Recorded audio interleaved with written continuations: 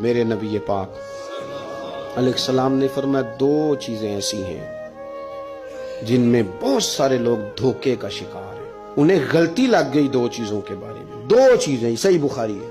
لوگ غلط فہمی کا شکار ہیں. دو نعمتیں ایسی. یا رسول اللہ کون سی؟